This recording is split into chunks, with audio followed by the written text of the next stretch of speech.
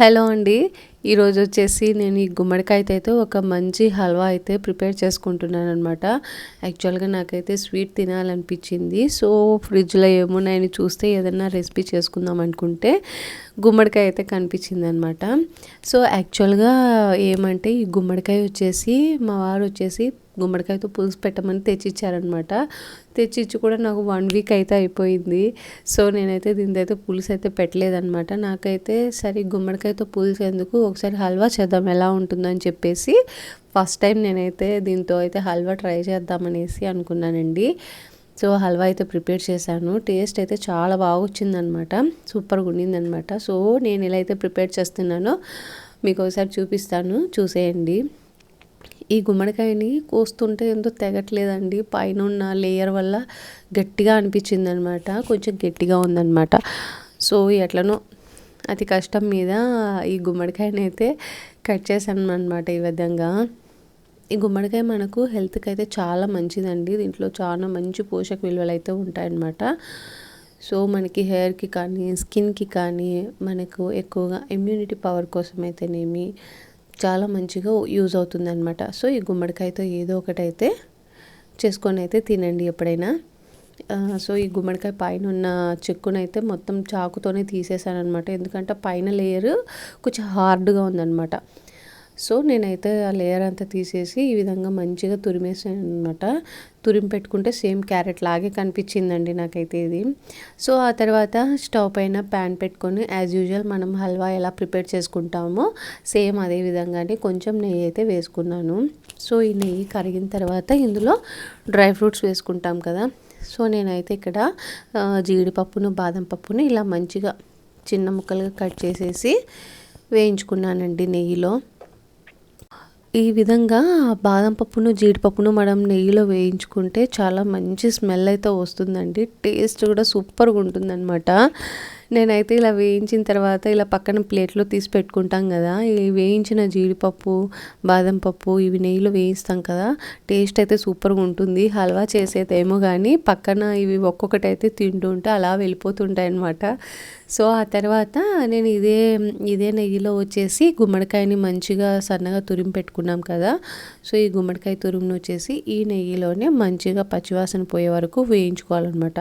ఇప్పుడు నేనేం చేస్తున్నా అంటే ఈ గుమ్మడికాయ ఎక్కువ క్వాంటిటీ ఉంది కదా, సో కప్స్ మెజర్ ప్రకారం అయితే తీసుకొని చేద్దాం అనుకున్నానండి.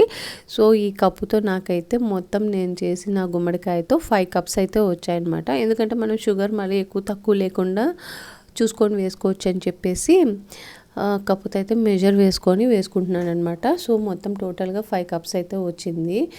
ఇప్పుడు ఈ గుమ్మడికాయని అయితే మంచిగా ఈ నెయ్యిలో అయితే బాగా వేయించుకోవాలండి.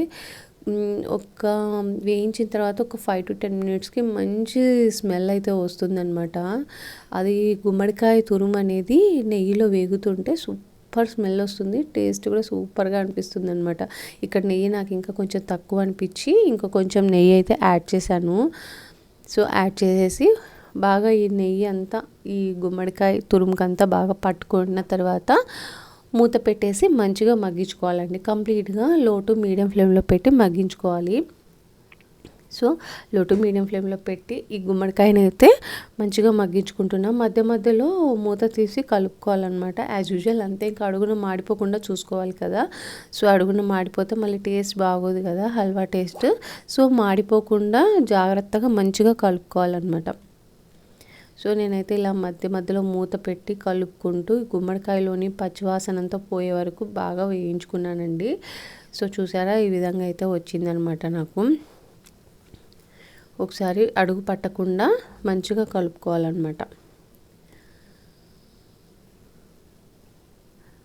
మ్యాక్సిమము గుమ్మడికాయలో ఉండే తడితోనే మ్యాక్సిమం మెత్తగా అయిపోతుంది అనమాట.